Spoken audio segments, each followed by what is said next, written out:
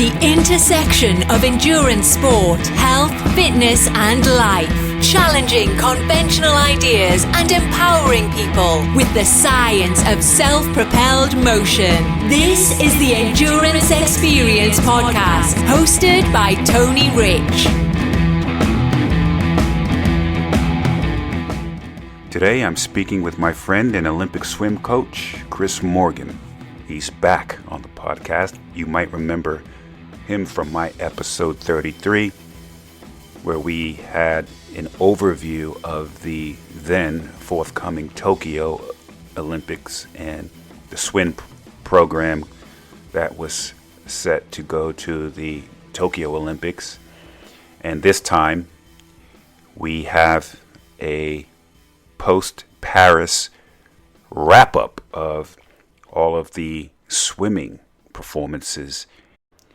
You may recall Chris is a former varsity swim coach with Harvard and Stanford, and also an Olympic swim coach who's been over at the Olympics several times in the past. He's very knowledgeable about swimming, and he was over in Paris, and I told Chris that I needed to get him to come on to give me all of his ins and outs and behind the scenes of what was going on with Olympic swimming and talk about some of the amazing performances that we saw over there in Paris. There was a lot to talk about, so we really had to pare down, but we did get into what brought Chris over to Paris and some of the behind the scenes in swimming.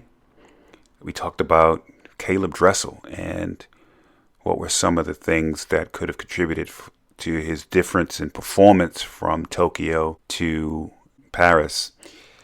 We talked about Katie Ladecky and some of her outstanding performances, her battle and friendship with Ariarne Titmus, the Australian, becoming the most decorated women's swimmer of all time.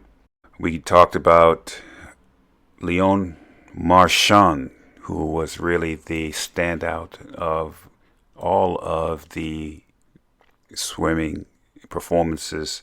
We talk about the overall performance of the Americans and Michael Phelps' sharp critique of the swimming performances. And we talk about Bobby Finke and his performance in the 1500 free, breaking a world record by Sun Yang, which many thought was a fossilized record for various reasons. We talk about that. We talk about the breaking of the 100-meter free world record by China with a time of 46.4, an incredible time, and I get Chris's perspective on whether he thought it was legitimate, whether anyone could ever approach beating that time going forward.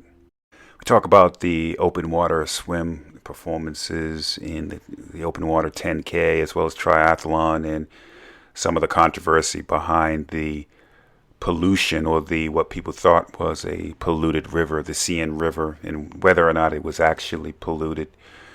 And that was interesting. And then we have some other miscellaneous topics where we talk about Michael Phelps and whether or not Michael Phelps would return for another Olympics, and in what events, if he would ever decide to do so. And we also talked about KAATSU, which is a swimming device that Chris works with, and he gives his overview about how that is used for swim performance. And Chris gives me some information about who he's going to be working with in this next step in his coaching career. So, without further delay, I bring you Chris Morgan.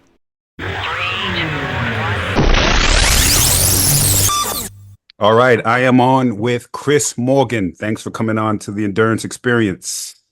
Yeah, no, thank you, Tony. And been thinking about you a lot, as we mentioned before, and really excited to talk to you about some recent experiences. Yeah, the Olympics just finished up, and I was looking at Chris's Twitter feed, and I was like, my goodness, Chris is over there. He's over there chopping it up with all the Olympic folks, all the swimming folks. And I was like, oh man, I gotta get him to hop on the podcast and give me all of the ins and outs of Paris swimming and everything that happened with.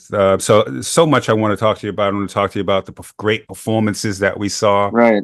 Out of incredible. And then some of Michael Phelps was over there. Michael Phelps had some comments about what he thinks the performance.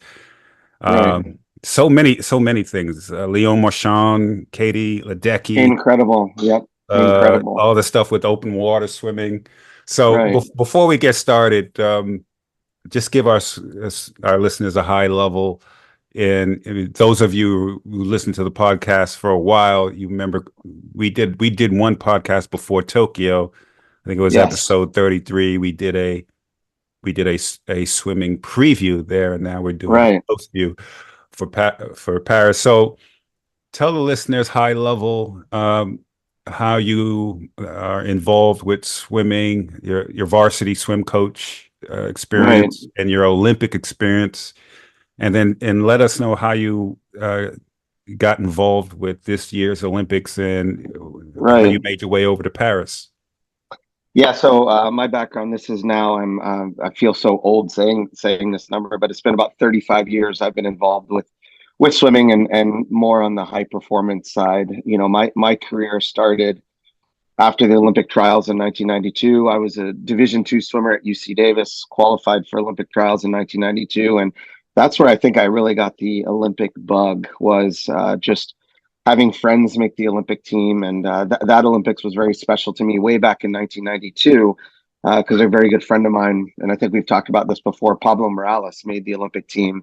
And for him, it was a real, it wasn't just about making the Olympic team for him. It was because he had missed making the Olympic team back in 1988 as a world record holder. So to see him come back, and he had taken some years off. He had gone to law school in Cornell, and I won't go too much into that story, but that's a whole nother chapter.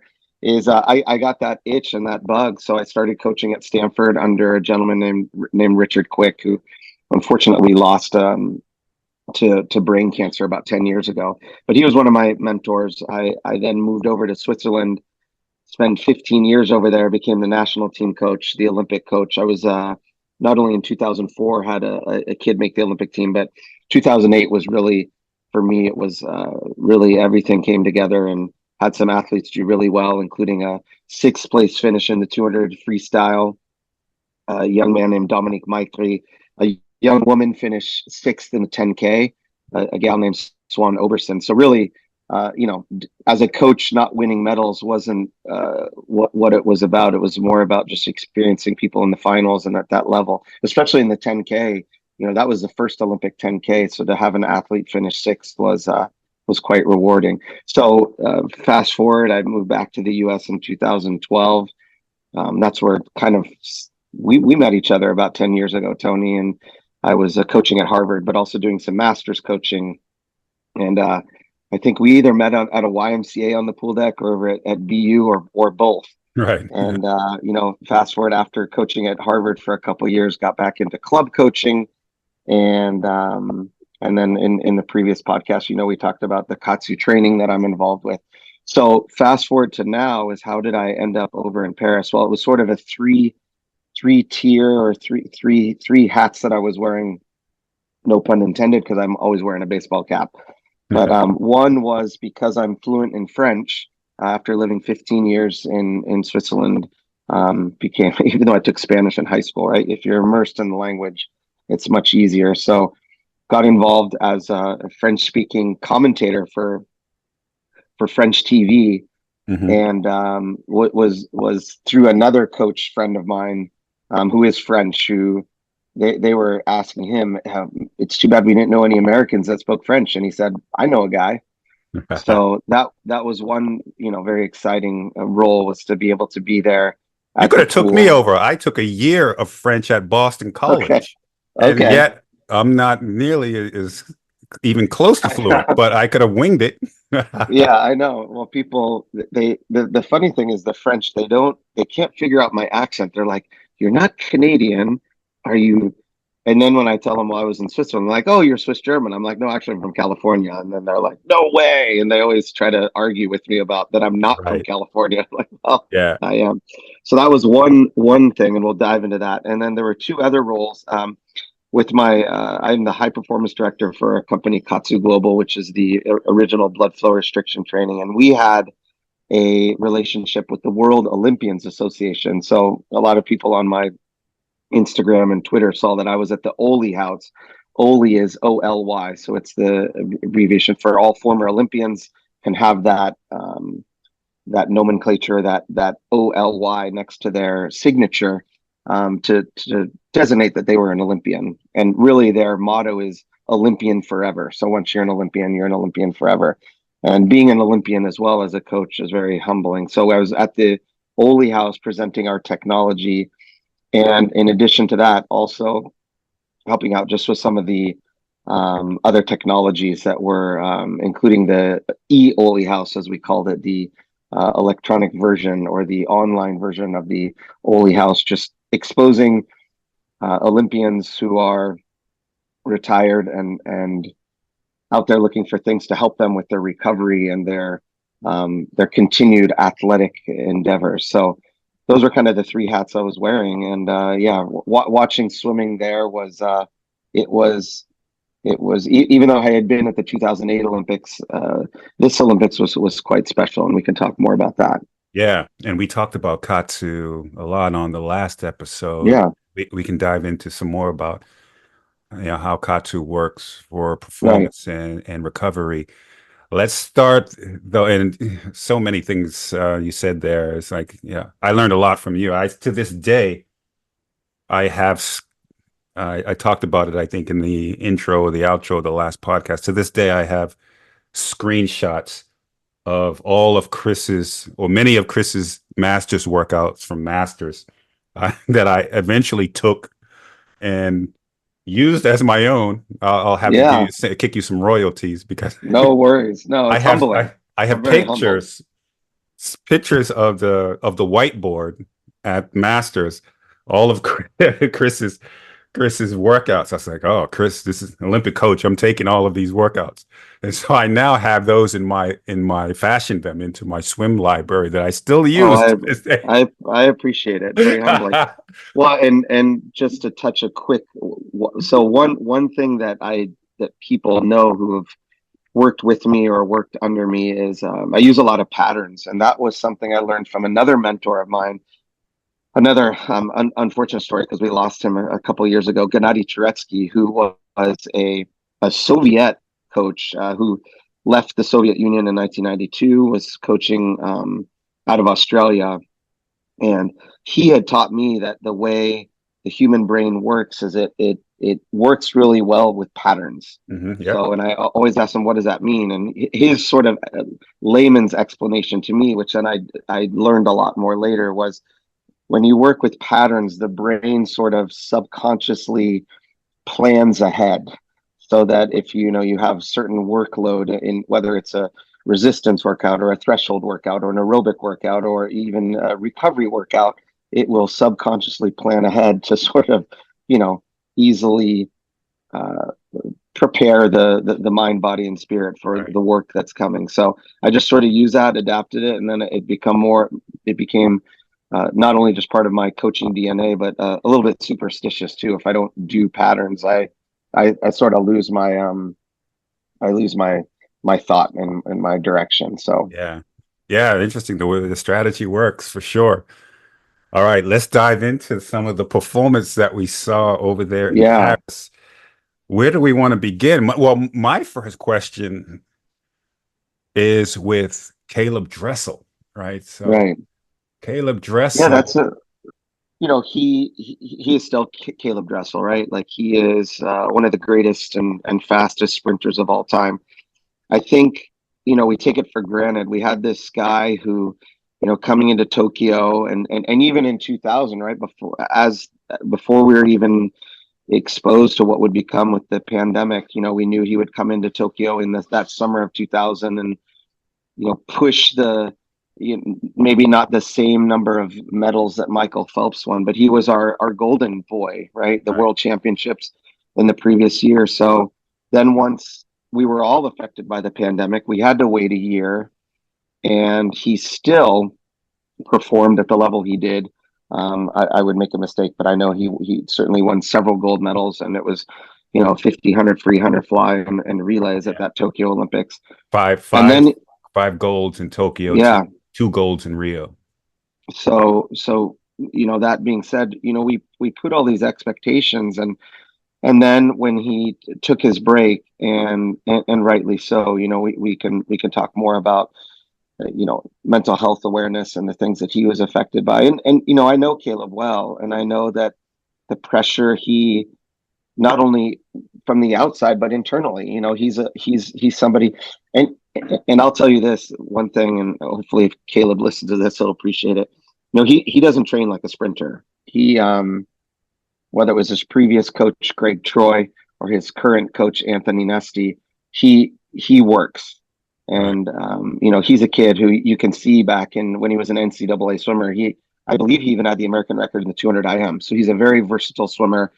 He was very fast in the 200 free, and he could even swim a 500-yard freestyle NCAA level. So this is a kid who works. So all of these expectations, and then coming back from that, it's hard.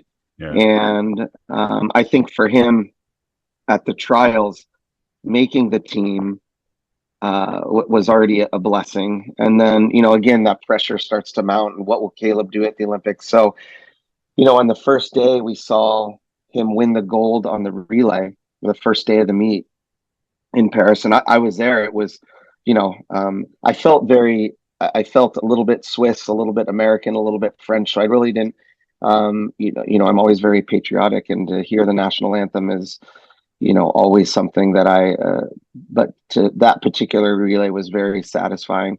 And I think then everyone said, up, Caleb's back, right? So we had, immediately day 2, we're expecting, and then it just sort of was flat. It wasn't and there were, with the performances of Léon Marchand, who we'll talk about as well, he sort of, I don't want to say he got lost in the shuffle, but he kind of got lost in the shuffle of what we expected.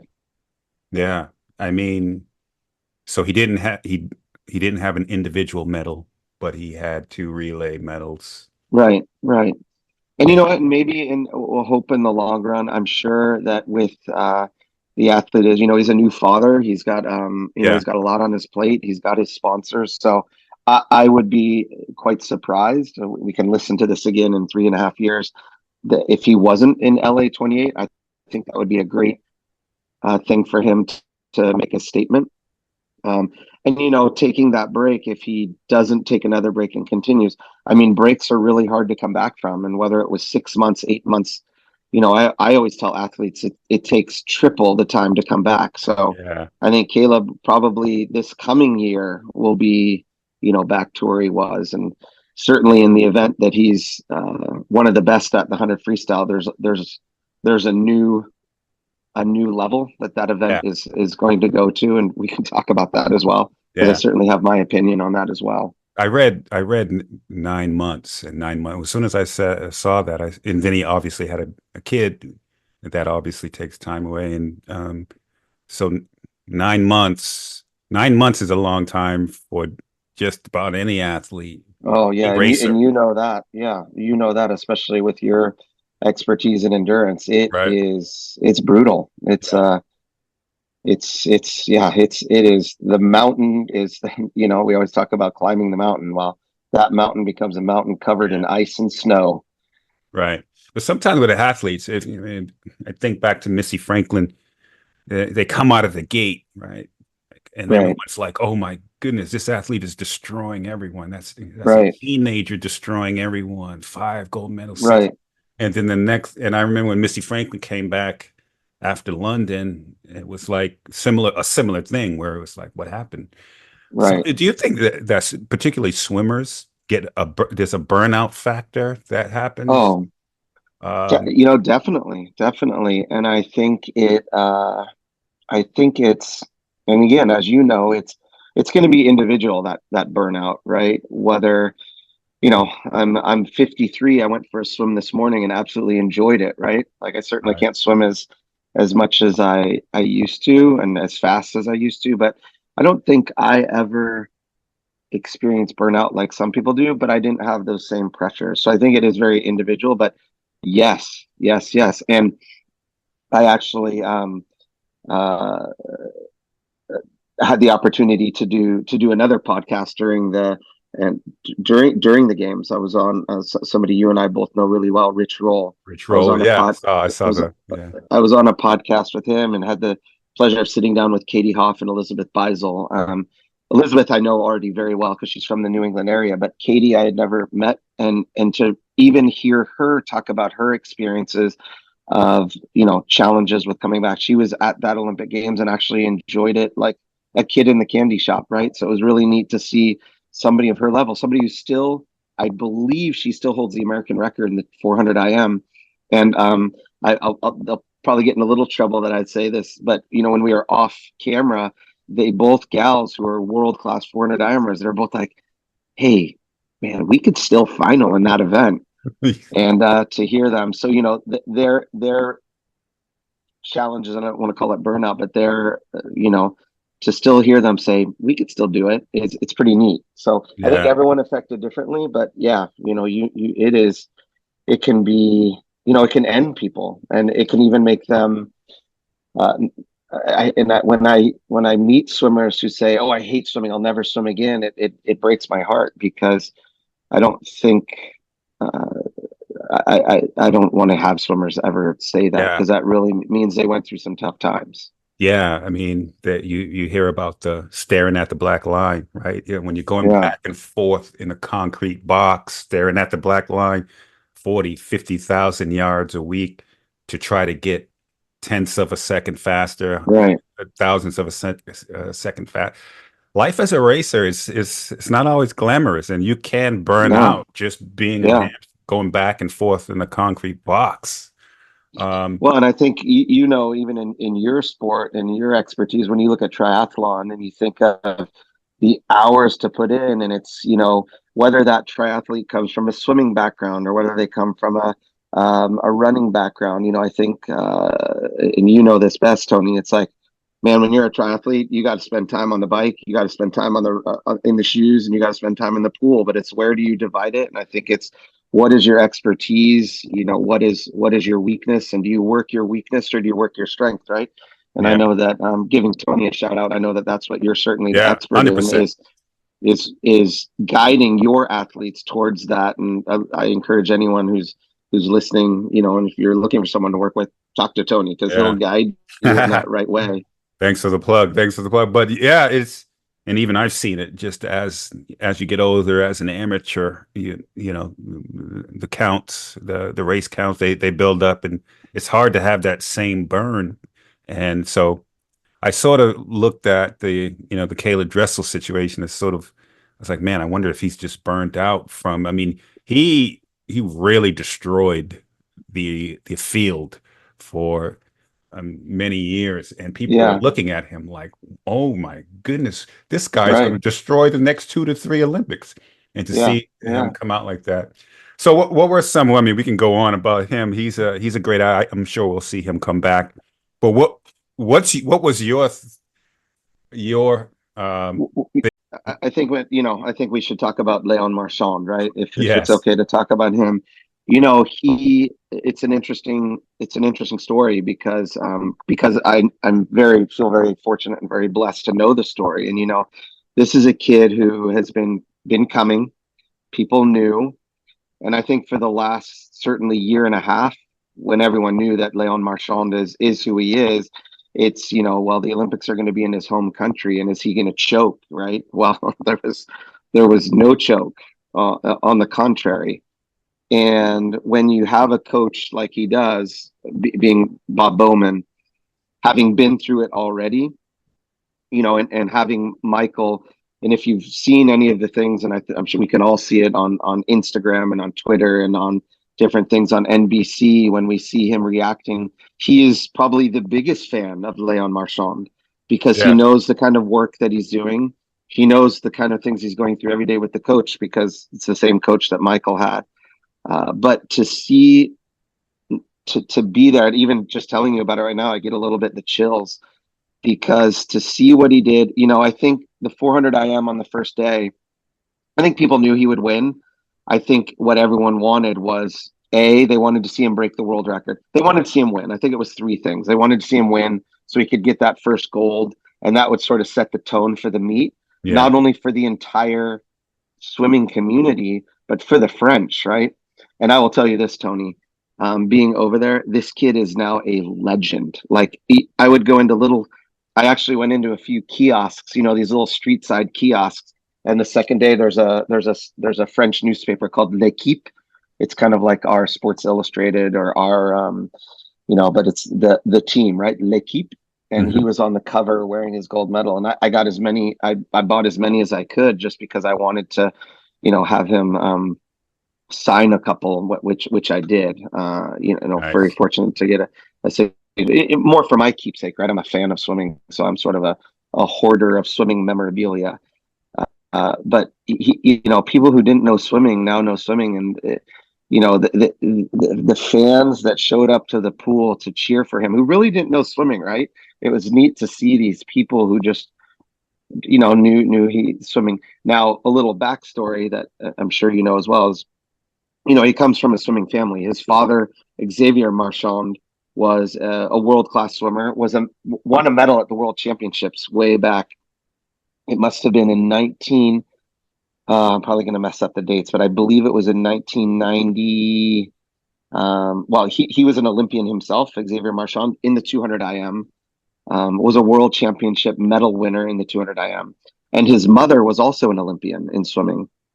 So the genetics are there, right? But they certainly weren't the level he was. So for him to win that event, so that was the first thing. I went off on a tangent. I think the second thing that not only the swimming community, but just the world wanted, is to see him break that world record that is his own, right? He broke Michael Phelps's world record in the 400 IM last year, but to see him. And then there's sort of this mythical 4-minute mark, 4-minute mark in the 400 IM that he'll do it. He'll get there. He's 4:02. And I think people thought he would go under that 4 minutes. I even said it. I said, he's going to go 3:59. He's going to do it. But that's that. As a swimming fan, it's something we aspire to see, right? It's like, right, breaking, that barrier in the mile, right? Running that first barrier in the mile, right? 4-minute mile for running the 4-minute mile, and then everyone did it, right? So once Léon breaks, and that's the kind of the next big barrier, I think. Breaking these world records, and even back in the 90s when they first went under a minute in the 100 breaststroke, we never thought. And now there's been hundreds of people who've broken a minute in the 100 breaststroke. You see it even at the 15, 16-year-old swimmers here in the U.S. doing it at the junior and senior nationals. So that'll come. But for him to do it, and then I think the pressure was on, right? So it was sort of a huge sigh of relief. And I will tell you, and I apologize, Tony, that I go off on all these tangents. What was great at the Olympics for Léon Marchand was everyone was a fan, everyone. And people were cheering for him from every country. And, French people, it's their stereotype to be rude, right? As we are, right? So we have to remember, and myself as an American who lived overseas for 15 years, can say, well, the French are French, the Americans are Americans, right? It's funny because I always, when French people come over to the U.S. and they'll speak French, we'll say in the U.S. we'll say, well, you don't speak English, and then when we go over to France, I've always felt a little almost embarrassed when Americans say, well, you don't speak English. It's like, no, you're in France now, so you speak French. So they're not rude. What they are is they're very patriotic themselves. And when you saw when they played the French national anthem, the Marseillaise, and you hear the entire pool and people who didn't know it just sort of doing their heads it's a very uplifting national anthem, Yeah. and so Well, I was people were, rooting for him because oh God, yeah, I mean, yeah, I like to see the Americans win, but I also like to see unbelievable performances. yeah, I and was that's I what was it voting, was. I was rooting for him, and I had to look him up because if you're not really tuned in to what's going on in World Championships, apparently he's been causing a buzz at the Worlds for the last couple of Worlds. Is that Yeah, yeah, right? yeah. So and I think then throughout the Olympics, and to see every time he raced people, and then his second, sort of a couple nights later when he had the double, he had the 200 butterfly and the 200 breaststroke on the same night. Now, a little insider also information is the World Aquatics had changed a little bit the schedule on his behalf. They actually switched some events around so that it wouldn't affect other swimmers, but would benefit him to give him a little rest. And that's smart, right? Like they want a spectacle, like they Yeah. want to see. So giving him a little bit more rest between those two events. Now, it wasn't a ton of rest. He had about maybe it was 45 minutes on that finals night where he had the 200 fly. Now, the 200 butterfly was an unexpected win. And if we would talk about that race, he's racing the world record holder, the Olympic champion, the world champion, and the guy who broke Michael Phelps's record, Christoph Malik from Hungary. And he beat And, all of them. and he was, and when you saw that race and saw the first 50, and I don't know if you got a chance to watch it, Tony, but Christoph Malik in the first 50 is looking for Leon, like he's turning his head and looking for him. And that was all I needed to say for me, being there live, saying, "Up, it's over." Like last 50, knowing how Leon trains and knowing the way Michael Phelps used to train, you never want those guys to be next to you the last 50 because they're gonna beat you. Right. And that's exactly what happened. And in the last 6 strokes, I think is what it was, Leon just stroked in and won. And that pool went nuts. Everyone. Wow. And I feel really bad for Christoph because he's he gets a really you and I have a very common friend, Ildi, the master swimmer, Yeah.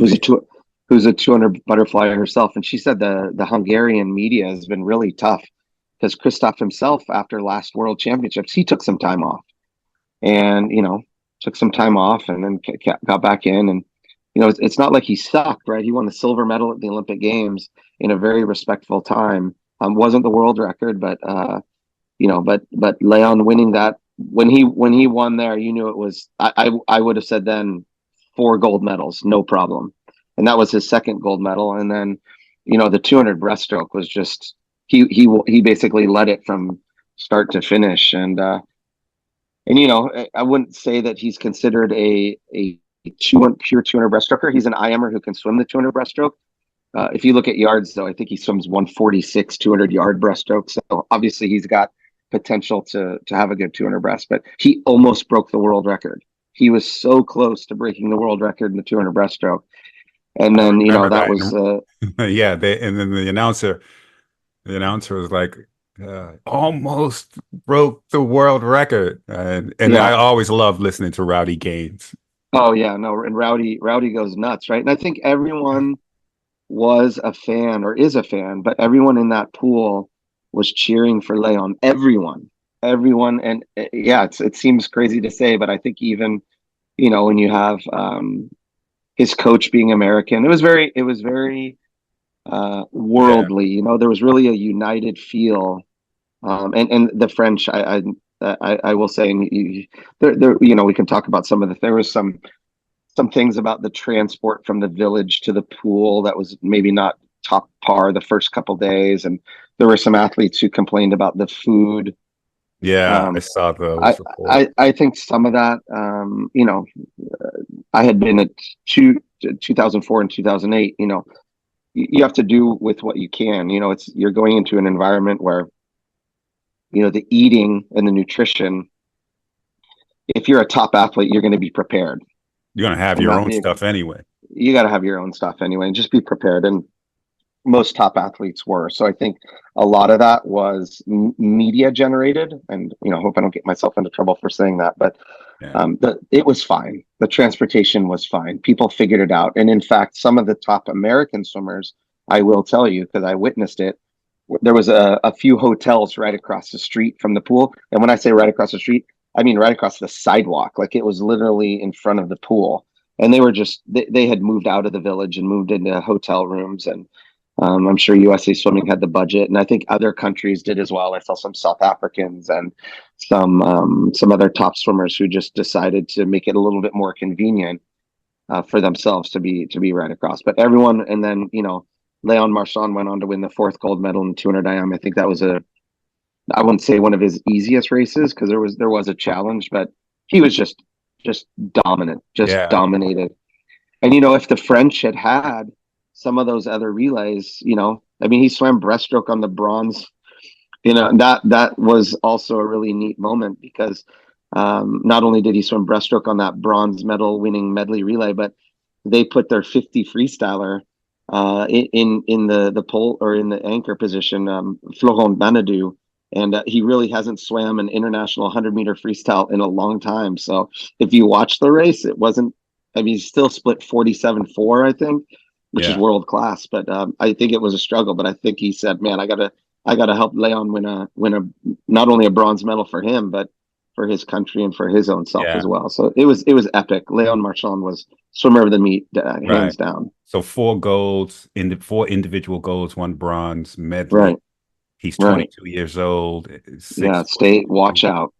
Yeah. So he's coming. How do they do the relay? Do they do the relays like a masters meet where they figure out the relays on the week, or do they figure out the relays beforehand? Yeah, no, I think every country is a little different. And what the U.S. does is they in the freestyle relays, both the 4x100 freestyle relay and the 4x200 freestyle relay, they take the 5th and 6th place swimmers from the trials. Okay. And then more often than not, it's the 3rd, 4th, 5th, and 6th place swimmers who will swim the prelims, qualify for the final, and then they'll put the top swimmers on. That's more or less how they do it. The other teams like France or the Germans or even the South Africans who I know, and even the Swiss, right, is sometimes it's just who's hot, right? And they put you on the relay. And they have that variability. The coaches have that variability to say, you know what, let's put so-and-so in instead of. Right. Yeah. So that's how they do it. And there's a lot of things, and even the mixed relay that was the second time we saw the mixed relay. Those are always fun. Yeah, and even seeing Caleb swim the prelims of that relay, and then they did a different combination to win the gold in the final. Yeah, using I think it was Tori Husk, who was the American who was pretty hot at that meet, and good for her. I mean, that's someone that I don't think we talked about a lot. I don't think the media talked about a lot. And I have to give a shout out to her coach, Greg Meehan, because there were a lot of swimmers there was a little bit of an exodus from Stanford, but Tori stayed the course and stayed with Greg. And, she walked out the Olympic champion in the 100 butterfly. So, and silver in the 100 free. So, and then I think she won a few more medals, in the relays. So she walked away with 4 or 5 Olympic medals, Tori Husk. So Tori Husk. And then she was incredible. Gold in the 100 butterfly, and then 2 golds in the medleys, in the mixed medley, and so, and then the mixed medley is always fun for the listeners who don't know. That's when they put the men and women together. Right. So 2 men, 2 women. Doesn't matter who swims what stroke. So normally, what the majority of people will do in countries is they'll put the men on the short axis strokes, so breaststroke and butterfly, and they'll put women on the long axis strokes, but it's not always the case. It's kind of a game of numbers and where your strengths are and looking where the strengths and weaknesses are of the other countries. Yeah. So I know in the prelims we did it a little bit different from in the final. But having a guy like Ryan Murphy in backstroke is never a bad thing, because he's Ryan Murphy, and multiple time Olympian, multiple medal winner, former world record holder. So having Ryan Murphy is is not a bad thing to have. Well, that's interesting. Yeah, because there's a lot of complexities with relay. Usually, you want to put the fastest first and last. So where Yeah. should we go next? So, Well, and then I think we would be mistaken to not talk about Katie Ledecky. I think yeah, Katie is, it's kind of the one you can always count on. I think as she gets a little, it's crazy to think that now this was her, let's see, 12, so her fourth Olympic Games, right? And she's the most decorated female swimmer, American female swimmer, if not the most decorated female swimmer. I don't have those statistics in front of me, but the 400 freestyle is sort of, it's a short race for her, right? It's not just this Olympics where there's been two swimmers now who sort of started to push her a little bit. I mean, she was the one to beat over the last, certainly 2016 and leading into Tokyo, but there's been sort of two new swimmers, one being Ariarne Titmus from Australia, and then Summer McIntosh from Canada, who trains in the US. She trains down in Florida with Sarasota Sharks.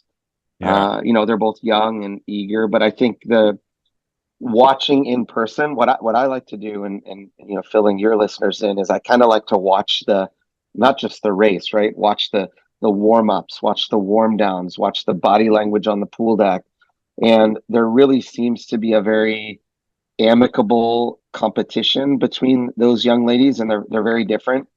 But I think Titmus is the queen. She's a world record holder, so she is the queen of that distance right now, and there's a lot of respect. And I think you can't count Katie out because she's there. She's she's going to be there, right? And if you make a mistake or you don't pace it right, she'll win that event at any day of the week. She can win that event. But I think in the 800 and 1500, she's just too dominant, and that showed. I think they pushed her. yeah. Yeah, Katie Ledecky, sorry. So Katie is, and she won the 800 and she won the 15. She won the 1500. Was her first gold of the meet, and then the last couple days was where she had the 800 freestyle, and she won that as well. And Titmus was there. She swam it.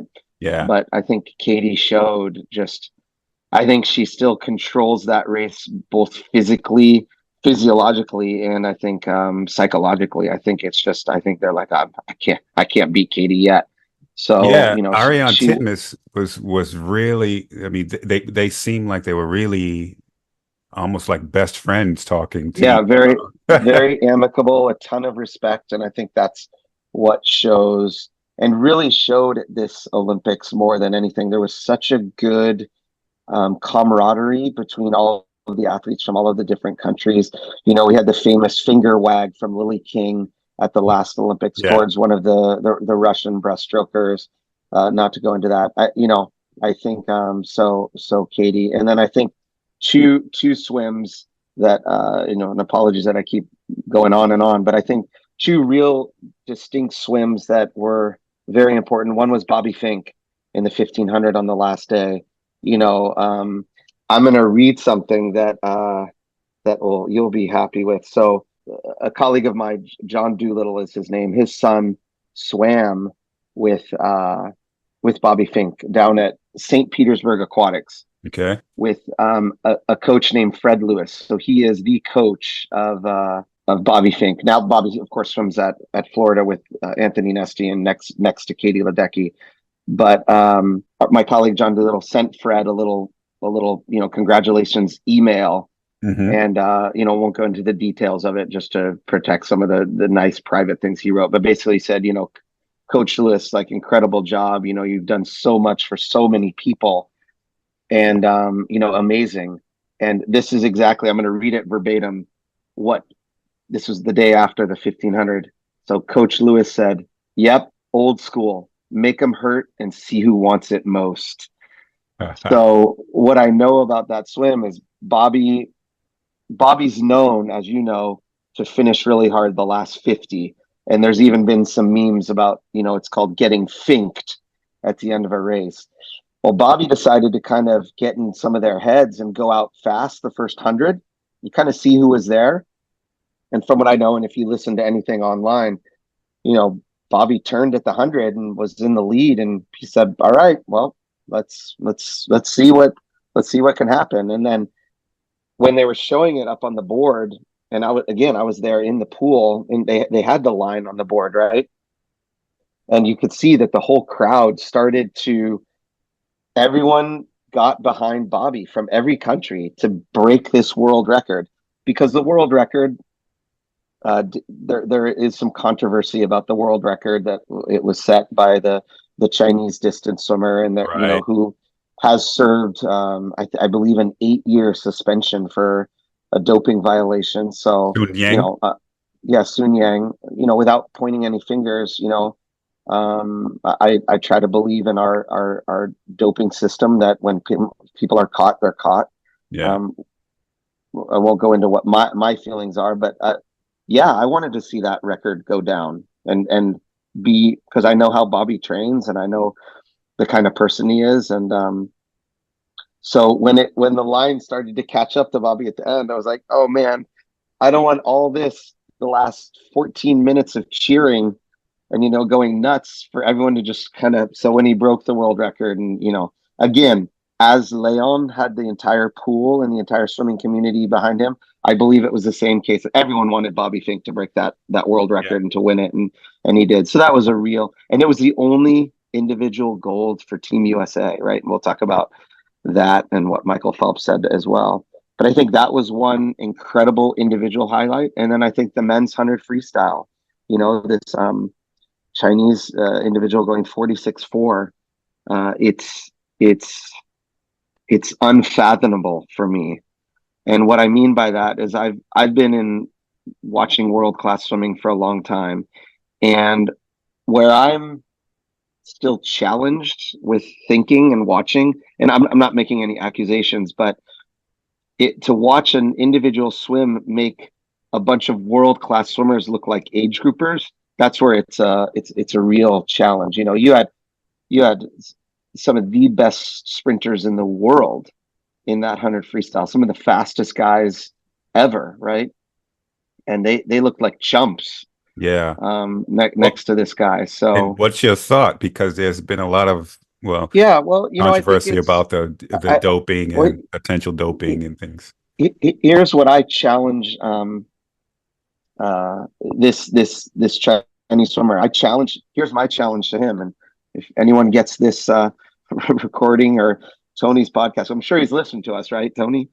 Is I challenge him to share with us how he trains. What does he do with his dryland training? What does he do with his in water training? You know, and if they want us to start to appreciate what they've done to go 46.4, I would love to see it, because I'm super interested. I would love to see, you know, if you look at him physically, you know, I don't see a Caleb Dressel or some of the Australians, or even like a Flo Menadu. These guys they are Adonises, right? Yeah. I mean, there's you know, I'm next to me, right? He's certainly more fit, but he's not physically. It's very interesting how he swims so fast. So I think technically I've broken it down, and I've watched some slow motion. The last 25 meters, he just seems to pull ahead, and that's where he makes these incredible swimmers look not as good. So I would love to know what they're doing to train that last 25, both on land and in the water. So I beg with anyone working with him to share with us, give us some insight into what he's doing to be able to swim that, because 46.4 will be hard to beat. That's going to be. Are there people who can do it? I believe there are. I believe the Romanian kid, David Popovic, is talented enough to do it. I think you know, there's some up and comings. I think our Americans with Jack Alexi, and even the young kid Chris, I'll butcher his last name, from Notre Dame. I think they're talented enough. And you know, I listened to Nathan Adrian talk about it. I was sitting with Cullen Jones, the American sprinter, Yep. as that was going, and you know, just seeing those guys be almost in shock of this time. So I think we're all still digesting it, but that's my challenge. So you asked me to Yeah. express what I think. I think share with us what you're doing, because I'm quite curious and interested to Yeah. know what they're doing. He's 20 years old. He's 6'3". His name Pan. I'm gonna butcher Zhanle, right? Yeah, Zanli Pan. Yeah. Zhanle Pan. So And yeah, yeah, you there's a know, big thing with what they call now fossilized records, Right.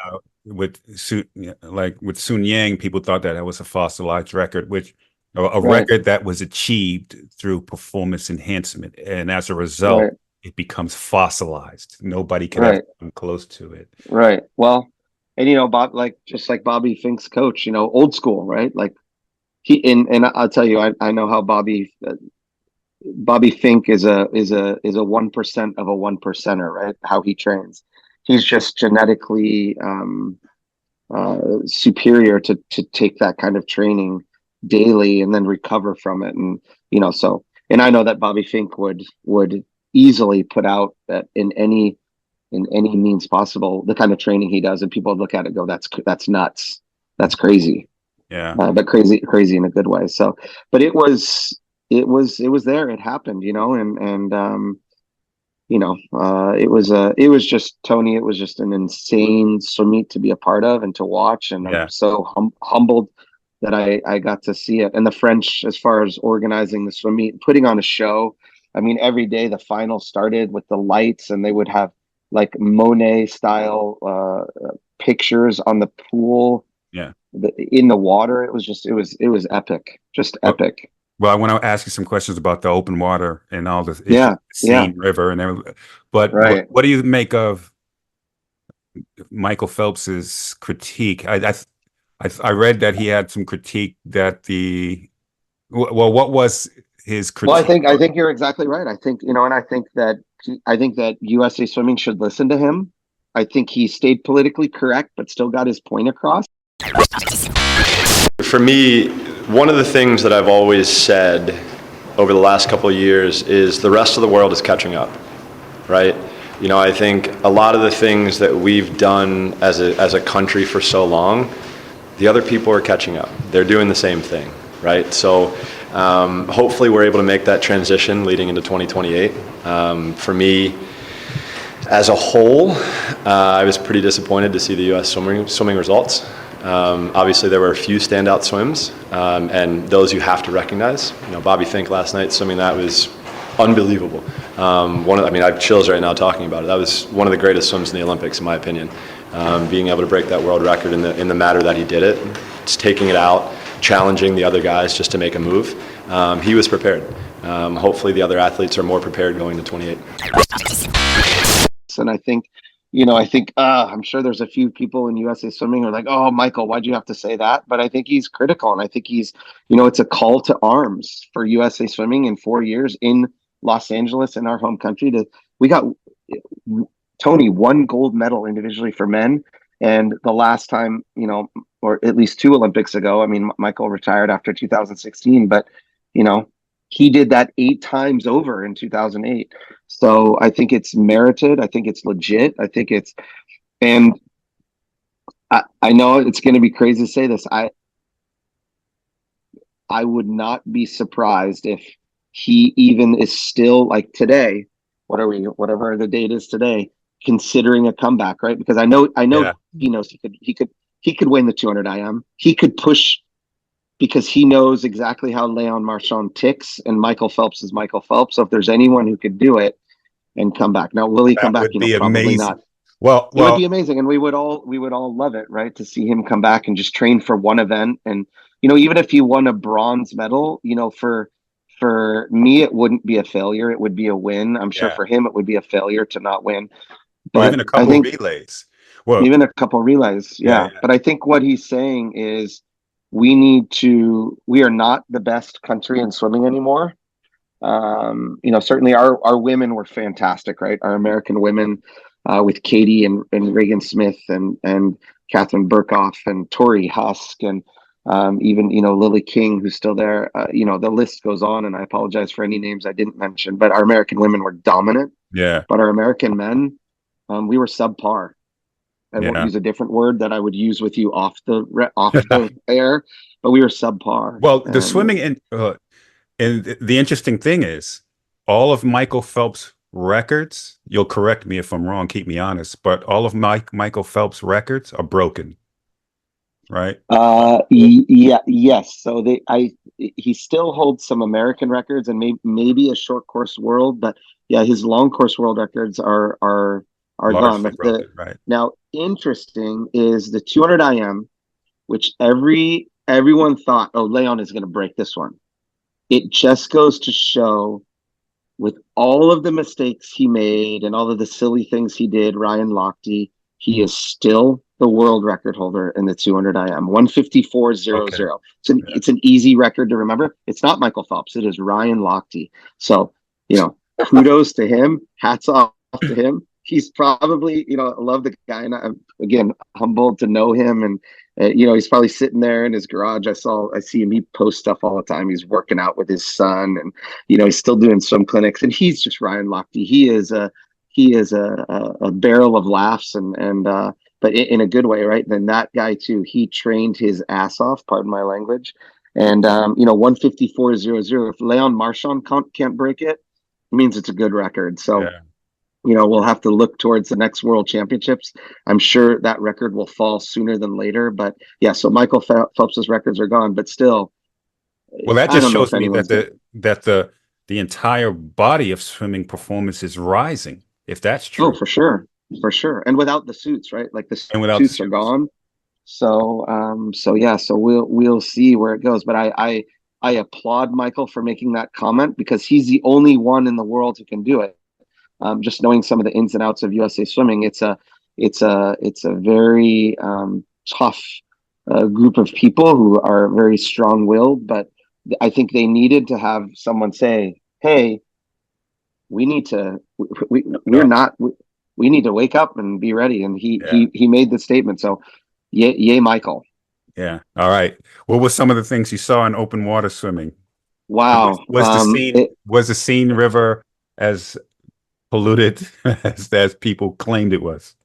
No, it wasn't. And Tony, I've been very involved in open water, and I sit on the board of directors of the World Swimming Coaches Association, and we have a new organization, which once was WOWSA, is now WOWSIF. We have World Open Water Swimming Federation. So we were there, and we were involved and talking with a lot of the movers and shakers. Really, this sounds a real easy way to say it is, if you smell the water, it's probably something's up. And this water was, they spent I think it was 1.5 billion. I don't know if it was euros or US dollars to clean it up. They were testing it every day, several times a day, for different levels. But I think, just again, for our audience, it was more the E. coli was, and what I will tell you is that what people didn't understand is it wasn't the water right there on the swimming course. A lot of it had to do with where the water comes from, in an area called Dijon, and they were having some heavy rains there. So when the rains were coming down, it's 2 or 3 days later. So if people that watched the opening ceremony saw the rain, it wasn't that rain that was the problem. It was the problem with the rain that was happening, kilometers and kilometers away. So every day they were testing, and you had a lot of involved people just kind of giving you some insider info. You had the World Triathlon Association, who was dealing with the IOC and the Paris Olympic Committee. So there was a lot of people and a lot of opinions. But really, what I was witness to was more than, and not downplaying the water quality, right? It was the current in the water, and that was a real issue. And if anyone followed me on Instagram, you can even go on my Instagram and see this current when they would turn. So they were swimming down river, so with the current, and then they would turn. They would have about a 25, 30 meter side current, and they would have to navigate that and then swim upriver, up current. So it was the current that was really more of an issue for these swimmers. Wow. And it was awesome, just awesome. So I know with the triathlon, with the individual men and individual women, you saw it, but then even with the sprint, that was incredible to watch the sprint triathlon. And then, several days later, what became an issue is you went from the World Triathlon officials to now World Aquatics officials. So there was a whole new group of minds that were like, okay, is this safe? What's the water quality? So, a lot of people that had a lot of decisions. And a really good friend of mine, a very well respected person in world aquatics, Sid Cassidy, who's a coach down in Florida. He runs St. Andrews, which is a private school and a very, very successful swim team. He's been a FINA and now World Aquatics because they've changed the name recently.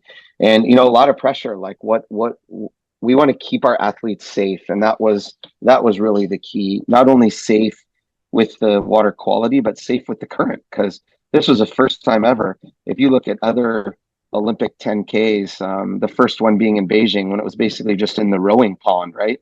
Yeah. No marine life, no current, flat, you know, there's weather. But this was dicey. And I say that with a smile because it was real open water.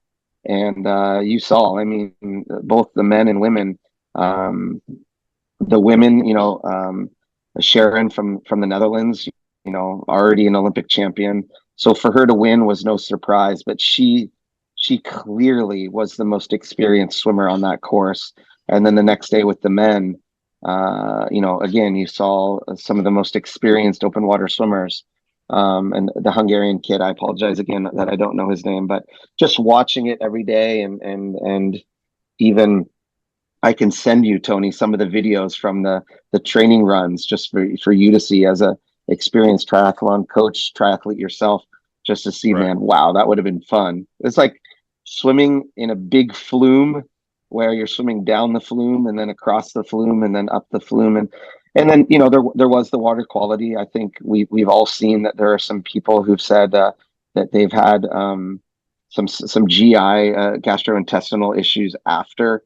Now, some have been openly said that they were already previously ill, but I think the majority of the swimmers were fine. Yeah. And in fact, my colleague and I, Stephen Munatonas, who's one of the world's leading experts on open water swimming, we were talking to some of the firefighters who were involved with some of the, not only the water testing for quality, and they actually, I'll give you an actual quote from one of them, just they gave me in French, was, "You have probably more of a chance of getting sick in the metro in Paris than getting sick at that particular moment." And now what we're hopeful for, and again, being involved with some of the organizations that I'm very humbled, we want to see that the Parisians continue to keep water quality and the cleanliness of the Seine so that people can swim in it again. You know, and I'm very humbled to know a gentleman named Louis Pugh, who's a huge, he actually is the ocean ambassador for the United Nations. And about 3 months ago, he swam down the Hudson from the source of the Hudson River to the Statue of Liberty, showing that the Hudson River is swimmable again. And he put out a little post on his social media the day after the Paris 10K saying, you know, congratulations, Paris, but hey, let's keep it going. So Yeah. We had the same thing for many years in Boston. Yeah, trying to clean up our river, the Charles River, and right. And I was one of it's swimmable, right? Yeah. You've swam in it. Yeah, I swam in it. And yeah, like you're saying, open water, man, triathletes, we swim in just about every body of water. And I've never seen many people get sick from swimming open water. Well, you know, and I think it's individual. I think it depends on, you know, do they have a pre-existing condition that they didn't know about? Are they a little bit more sensitive to it than others? You know, recently I did a swim with this really, really incredible individual named Ross Edgley, who swam down the Yukon. And you know, he did the world's. It's now I can actually announce that it will be a Guinness World Record for the longest river swim ever. It was 512 kilometers, a little over 300 miles. He did it in 52 hours. The reason I'm sharing it with you is because we were on the boats with these guys who live on the Yukon, and they're just dipping their, you know, the water is completely cloudy, but it's glacial water, so it's very clean. But if I drank it, Tony, I'd get sick, right? Yeah. Because I'm just not used to it. And these guys are like chugging it like a smoothie. And they're like, come on, you know, and then, you know, I'm the wimpy kid from Boston who I have to filter the water to drink it just because my GI tract is a little bit more sensitive.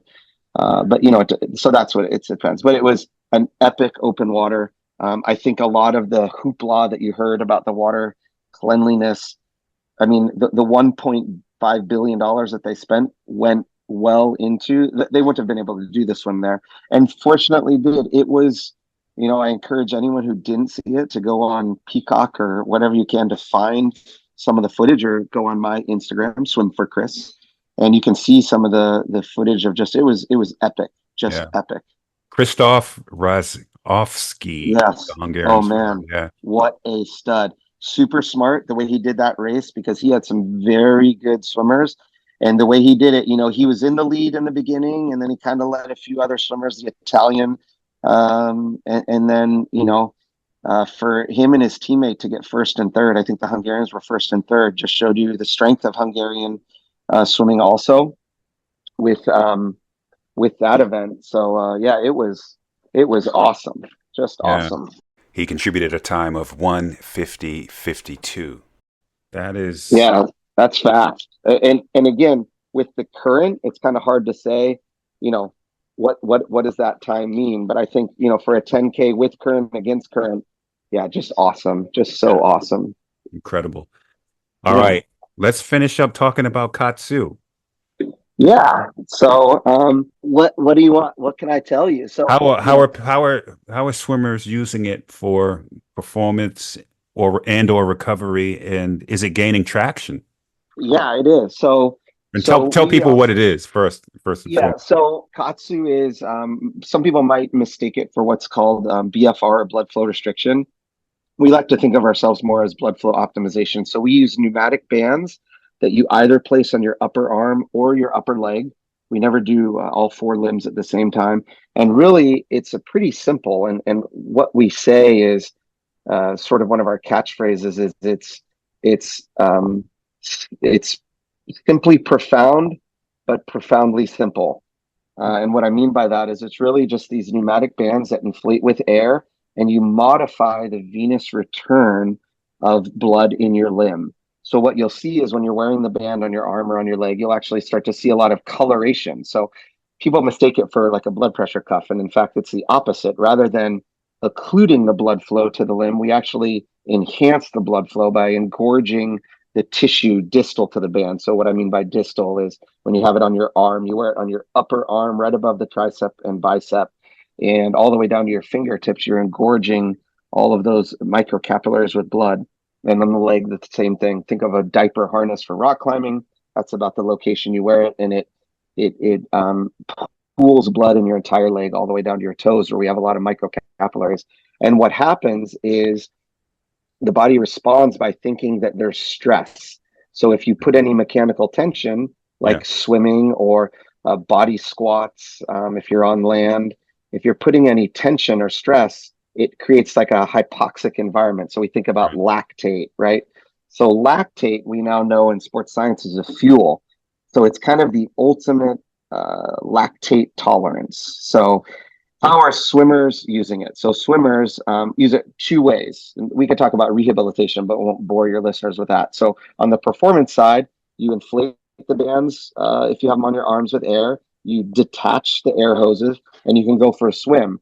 So if I said, hey, Tony, I want you to do 850s, I want you to descend the first four, wearing the armband, excuse me.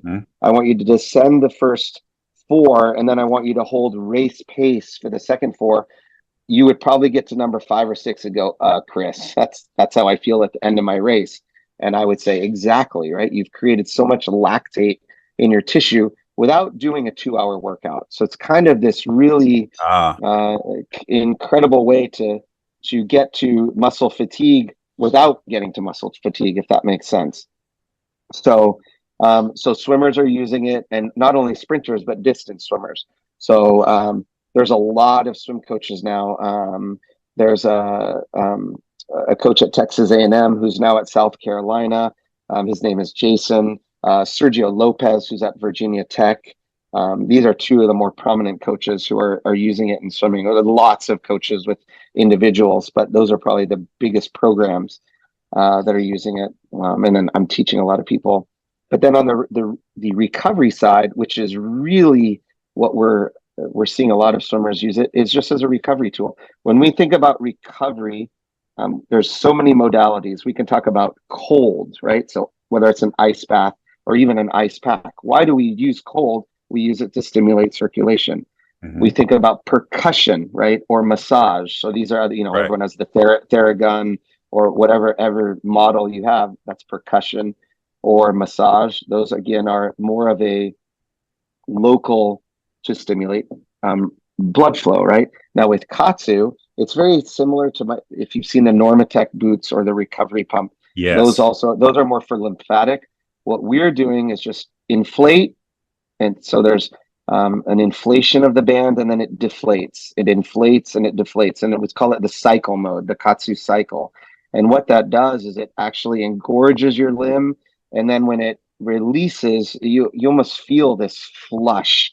And so it's kind of grabbing all of that metabolic waste, and when it releases and your heart pumps, it's just pumping it throughout the body, and it's just really stimulating and enhancing the recovery of any metabolic waste from exercise. So if you're at a swim meet or a triathlon and you have a prelim and final session, well, we have protocols to help people to put them on, and you really just sit there and you can be on your phone, you can be talking. So it's a really convenient and really easy to carry because it's very small. Yeah. So as far as taking it to swim meets or competitions or even just to a training session is pretty easy. That's kind of it in a nutshell. Okay, I'm going to go try to see if I can get a little bit more time with this. I would love to try it, get some athletes to try it. We got to get together, right? You and I got to get together because even though we live in the same town, we're always so busy. So I know. This is a motivation for us to see each other again. Yes, so let's do that. All right, this was a great. I was like, man, I got to get a hold of Chris to see what's going on in Paris, and so this was a great review of some of the things you've seen. Hopefully, I had a couple interesting anecdotal stories there. Yeah, absolutely. Cool. And so you can find him on Instagram, Swim for Chris. Check out his Instagram. Yeah, I'll be doing it more, and also a little plug that I probably you don't know either, Tony, is so a very good friend of mine is going to be the head coach at Boston College.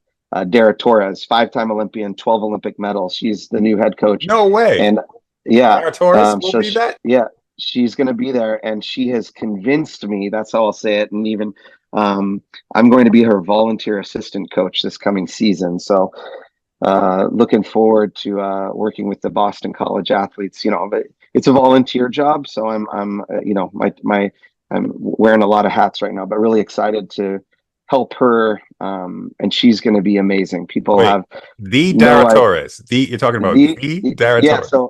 So actually, Tony, what we need to do is a podcast with Dara. And I'm going to help you set that up. I would love that. More. Yeah, it's going to be awesome. So look forward to watch Boston College swimming. We're going to go. Wow. You know it. Boston College grad all the way, 100%. Yeah. Dara Torres. Yeah. Wow. Okay. Yeah. We'll have to That's another podcast. Yeah. Yeah, for sure. Cool. All right, Chris. Thanks. You did it again. Cool. All right. We'll see you soon. We'll do another one before the next Olympics. Before LA. Yeah. Cool. All right. Right on. Thank you, Tony. Check him out on Instagram at swim4chris. That's swim the number 4 Chris. Link in the show notes. I'm going through some major Olympics withdrawal. I like the first week. I think undoubtedly now the first week is my favorite. The astonishing come from behind finishes. The separation between first, second, third, fourth, fifth by tenths of seconds, thousandths of seconds. You can't even see who wins with the naked eye. When those swimmers hit the wall and turn around and pull their goggles up and see their place and their reaction. And it's just amazing to see the beautiful underwater shots of the swimmers. And I hope many of the swimmers that are listening and the triathletes that are listening, take a look at some of those swim strokes and those kicks and those turns and the power, the grace, the body position, the body alignment. It's a spectacle to behold. So after this podcast, you'll know who to watch out for. I'm going to continue to look out and see what Dressel is doing, Katie Ladecky, Reagan Smith, and some of the new people that we saw come on the scene. Bobby Finke, unbelievable 1,500 meter swimmer, world record holder. Léon Marchand, of course, broke the last of Michael Phelps' individual long course world records last year. And, of course, Tori Husk. She was another one that came on the scene in Paris that undoubtedly is going to have an unbelievable career. And dare I say, could it be possible? Could it be possible that Michael Phelps comes back and swims the 200 IM and maybe a relay in LA? I don't know. We'll see. Follow Event Horizon Endurance Sport on Facebook, Instagram and Twitter for training programs and services. To become a member of our Endurance Institute or for a complete archive of podcasts, log on to our website, eventhorizon.tv.